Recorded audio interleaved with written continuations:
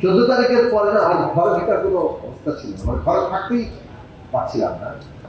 আমরা কোনো না কোনো ভাবে মনে করছি যে ওকে যে কোনো ভাবে হারিয়ে ফেলতে হবে এবং পারলে ওকে যদি হারাতে হবে। ও তো ইলেকশন দেয় নাই, তাহলে এখন কেন ইলেকশন?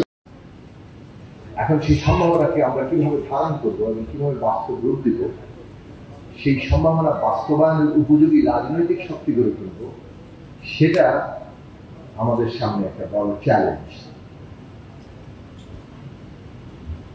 বাংলাদেশের ইতিহাসে যেমন পৃথিবীর ইতিহাসেও তাই বড় বড় উত্থানগুলি, বড় বড় ঘটনা, যুদ্ধ, বিপ্লব, এই সব কিছুতেই তরুণদের একটা খুব গুরুত্বপূর্ণ ভূমিকা। যখন তরুণ সমাজ একেবারে বয়সের অর্থে তারা যখন একটা আন্দোলনের মধ্যে যাকে বলে যে সত্যিকার ইনভলভমেন্ট, লিপ্ততা তৈরি হয়, তখনই কেবল ওইটা যাকে বলে যে অর্গ্যানিক স্ট্রেংথ, সমাজের ভেতর থেকে যে শক্তি তৈরি হয়, সেই জায়গাটা লাভ করে। বিশেষভাবে যখন স্বৈর শাসন, কর্তৃত্ববাদ, ফ্যাসিবাদ, এই যে একটা সর্বগ্রাসী একটা শাসন, এই ধরনের শাসন মোকাবেলা করতে হয়, তখন সাধারণত এই শাসনগুলো নিজেদের টিকিয়ে রাখার জন্য সর্বোচ্চ শক্তিটাকে ব্যয় করে এবং শেষ পর্যন্ত মানে সেটা করতে থাকে। আমরা ফ্যাসিস্টদের ইতিহাস দেখেছি, তারা কিভাবে শেষ পর্যন্ত টিকে থাকতে চেষ্টা করেছে এবং যতক্ষণ না পর্যন্ত উৎখাত হয়েছে ততক্ষণ পর্যন্ত কিন্তু তারা টিকে থাকার শেষ চেষ্টা চালিয়েছে।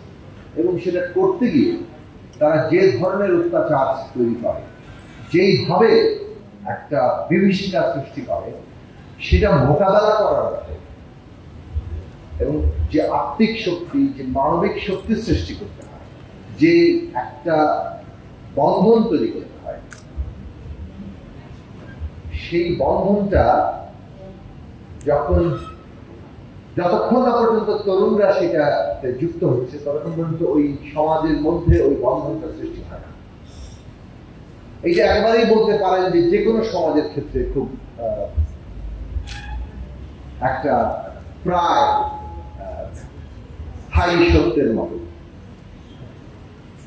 এমন একটা আবেগীয় স্পিরিচুয়াল বন্ডেজ লাগে। উইদাউট স্পিরিচুয়াল বন্ডেজ ওই জাগরণ, ওই উত্থানটা ঘটে না।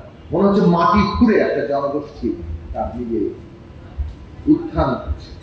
সেই উত্থানটা আপনারা কল্পনা করে দেখুন তো, 1918 তারিখ থেকে, আমি 16 তারিখ কি বলবো, 16 তারিখ বৃহস্পতিকার রংপুরে আবু সাইদের যে শাহাদাত, সেটা বলতে পারেন আগুন জ্বালিয়ে দিয়েছে এবং পুরো আন্দোলনের ডিরেকশন কোনো সুযোগ ছিল না।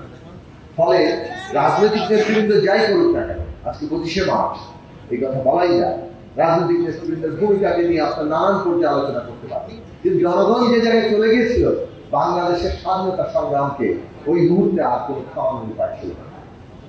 ফলে এই যে জনগণের এগিয়ে যাওয়া, মিছিলের সবচেয়ে যারা পেছনে থাকে তারা সবার আগে চলে যাওয়া এবং সামনের সারির লোকদের পেছনে চলে যাওয়া, এটি কিন্তু খেয়াল করে দেখবেন তখন হচ্ছে গণঅভ্যুত্থান হচ্ছে। যখন সামনের নেতৃত্ব আর সামনে নেই, জনতার সামনে চলে এসছে। ওই যে একটা ছবি আছে 69-এর গণঅভ্যুত্থানে, একটা শিশু সে মিছিলের সামনে স্লোগান দিচ্ছে, একটা বিখ্যাত 69-এর আইকনিক ছবি। সেটা দেখলে বুঝবেন যে এইটাই হচ্ছে অভ্যুত্থানের মানে যাকে বলে শাশ্বত রূপ। নেতৃত্ব কিন্তু তখন নাই। এই অভিজ্ঞতা আমার হয়েছিল নিজে ব্যক্তিগতভাবে 1990 সালে। আমরা যখন এই কারফিউ ভেঙে মিছিল করছিলাম, তখন আমরা লক্ষ্য করে দেখলাম যে মিছিলের সামনের লাইনের নেতৃত্বের যে ধাক্কা রাখি, সেটা কিছুই হচ্ছে না। আমি একেবারে মাঝখানে দাঁড়িয়ে আছি, যেখানে সাধারণত প্রধান নেতারা দাঁড়িয়ে থাকে এবং সেখানে কোনো প্রেশার নাই। সবাই একটা সামনের দিকে আছে যে এই কিছু যে কোনো মুহূর্তে আর্মি মোকাবেলা করতে হতে পারে, পুলিশের মোকাবেলা করতে হতে পারে, এবং এই মোকাবেলার ক্ষেত্রে ওই রকম নেতৃত্বের নিজের চেহারার সামনে দেখানোর জায়গাটা ওই মুহূর্তে প্রধান বিষয় ছিল না। হ্যাঁ, নেতৃত্বকে সামনে থাকতে হয়, বিশেষত জোরগত মিছিলগুলোতে আমাদের ধাক্কা রাখতে হয়, তার প্রত্যেক দলকেই তার নিজের প্রতিনিধিত্বের জায়গাটা নিশ্চিত করতে হয়। ফলে আমি এটাকে খাটো করছি না, আমি বলতে চাইছি যে পার্থক্যটা ঘটে যে এইখানে একটা বিরাট এমন উত্থান ঘটে যে ওইখানে সামনে আসার জন্য তাই আসতে থাকে, যখন বলে যে কিছুটা মানে এটাকে একটা ফানা পর্যায়ে পৌঁছাতে হয়, মানে ওই মুহূর্তটার বাস্তবতা কেউ ঘরে থাকতে পারছে না। গত পরশুদিন আমি রংপুরে ছিলাম, বেশ কয়েকজন একেবারে আবু সাঈদের সাথে যারা ঘনিষ্ঠভাবে একই মিছিল একই জায়গায় লড়াই করেছে, তারা আমাদের ইফতার অনুষ্ঠানে এসেছিলেন এবং আমার সাথে দেখা করতে চেয়েছেন, কথা বলতে চেয়েছেন। তাদের অনেক ধরনের অভিজ্ঞতার কথা শুনলাম, অনেক ক্ষোভও তাদের কথা শুনলাম। প্রসঙ্গটা ওই আলোচনায় নয়, আমি যে জায়গায় যেতে চাইছি, 14 তারিখের পরে না আর ঘরে থাকার কোনো অবস্থা ছিল না, মানে ঘরে থাকতেই পারছিলাম না। তারা কখন বের হবেন, কখন কোন মিছিল অর্গানাইজ করবেন, কোথায় প্রতিরোধ করবেন, এই যে সার্বক্ষণিক একটা বাস্তবতায় বসবাস করা, যে বাস্তবতাটা স্বাভাবিক বাস্তবতার সাথে একেবারেই আলাদা, ওই রকম একটি বাস্তবতার সৃষ্টি হয়। সেই সৃষ্টি হওয়ার কাজটি আমরা করেছি এবং আমরা ওই রকম স্পিরিচুয়াল বন্ডেজ তৈরি করে কত বড় কাজ করা যায়। 24 তো বাংলাদেশের ইতিহাসে নয়, সারা পৃথিবীর ইতিহাসে আবার নতুন করে দৃষ্টান্ত স্থাপন করলো যে জনগণ যদি ঐক্যবদ্ধ হয় এবং সে যদি ফুসে ওঠে, কোন রাষ্ট্র শক্তি তাকে দামাতে পারবে না।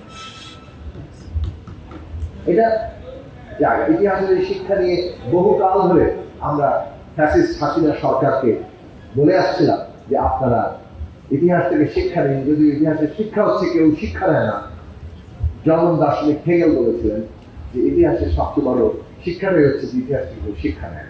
এবং শৈল শাসক যখন শিক্ষা নেওয়াটা বন্ধ করে দেয় এবং মনে করে আমার ইতিহাসটা আলাদা হবে, তখন তার পতনটা শুরু হয় এবং সেটাই শেখ হাসিনার সাথে ঘটেছে। কিন্তু আমাদের জায়গা কোথায়? শেখ হাসিনার তো পতন হয়েছে, আমরা কোথায় যাবো? শেখ হাসিনা যেভাবে বিভাজন করে দেশ চালিয়েছে, আমরা সেই বিভাজন করে দেশ চালাবো? যেভাবে ট্যাগিং যেই রাজনীতি করুক তাকে, এমনকি আমাদেরকেও মানে জামাতের সাথে কানেক্ট করতেই হবে। ওইটাই তার give a bad name first and then kill, প্রথমে একটা খারাপ নাম দিতে হবে, তারপরে তার সাথে তাকে যুক্ত করে তাকে মারো। এই হচ্ছে কৌশল। এই কৌশল কি আবার নতুন করে এখন অনেকের ক্ষেত্রে দেখা যাচ্ছে না? আমরা কি একইভাবে দোষর থেকে শুরু করে নানানভাবে ট্যাগিং এর রাজনীতিতে ঢুকে পড়ছি মনে হচ্ছে? বিপজ্জনক নানান সম্ভাবনা আমরা দেখতে পাচ্ছি, মানে প্রবণতা দেখতে পাচ্ছি, প্রবণতা দেখতে পাচ্ছি, যে প্রবণতাগুলো ফ্যাসিবাদী বৈশিষ্ট্যের।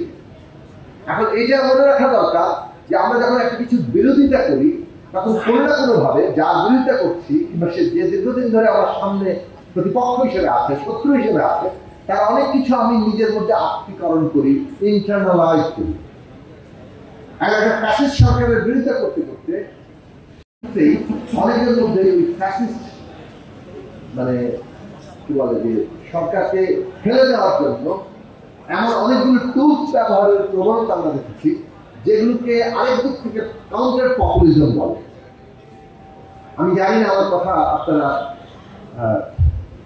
আপনাদের কাছে গুরুত্বপূর্ণ হচ্ছে কিনা অথবা শোনার যোগ্য হচ্ছে কিনা, কিন্তু আমরা দেখতে পাচ্ছি এই জায়গাটা ঘটছে যে আমরা সম্ভবত ফ্যাসিবাদী শক্তির বিরুদ্ধে মোকাবেলা করতে হয় যে তার পাল্টা বিপরীত আদর্শ দিয়ে, একটা গণতান্ত্রিক আদর্শ দিয়ে, তাকে উচ্চতর আদর্শ দিয়ে, এই জায়গা থেকে আমরা কম গুরুত্ব দিচ্ছি, আমরা ভুলে যাচ্ছি। আমরা কোনো না কোনো ভাবে মনে করছি যে ওকে যে কোনো ভাবে হারিয়ে ফেলতে হবে এবং পারলে ওকে যদি হারাতে হবে।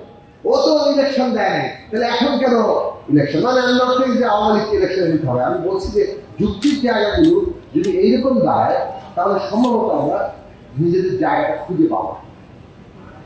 আমাদের পরিষ্কার করে বলতে হবে যে জুলাই আগস্টে যে হত্যাকাণ্ড হয়েছে তার বিচার করতে হবে। আমরা 1971 সালে গণহত্যার বিচার চেয়েছি, কিন্তু জুলাই আগস্টে হত্যাকাণ্ডের বিচার চাইছি এবং দল হিসেবে আওয়ামী লীগের তাই আছে কিনা সেটাও বিচার আসতে হবে। এটাই গণতান্ত্রিক পদ্ধতি। যদি আমরা বিচার প্রক্রিয়া, ন্যায় বিচার প্রতিষ্ঠা করতে পারি, তাহলে আমরা বুঝবো তার ভবিষ্যৎ রাজনীতি কোথায় দাঁড়ায়। কিন্তু আমরা রাষ্ট্রের যে পরিচালন নীতি, রাষ্ট্রটাকে গণতান্ত্রিক উপায়ে চালিত হয়, সে যে ন্যায় বিচারের উপর দাঁড়িয়ে থাকে, এটা ভুললে চলবে না। ফ্যাসিস্ট এড়িয়ে চলে, ফ্যাসিস্টরা যাই ইচ্ছা তাই করাটাকে রাজনীতি মনে করে, কিংবা সেটা তার ক্ষমতা মনে করে। গণতান্ত্রিক রাজনীতি যেটা আমরা করতে চাইছি, আমাদের নৈতিক শক্তি যেখান থেকে আসবে, আমরা যেটা আমাদের চাইতে এগিয়ে থাকা, সেটা হচ্ছে আমরা গণতান্ত্রিক পদ্ধতিতে চলবো। কাজেই আমাদেরকে গণতান্ত্রিক যে চিন্তার উপরে, আদর্শের উপর দাঁড়াতে হবে এবং সেটা করার জন্য ন্যায় বিচারের উপর দাঁড়াতে হবে।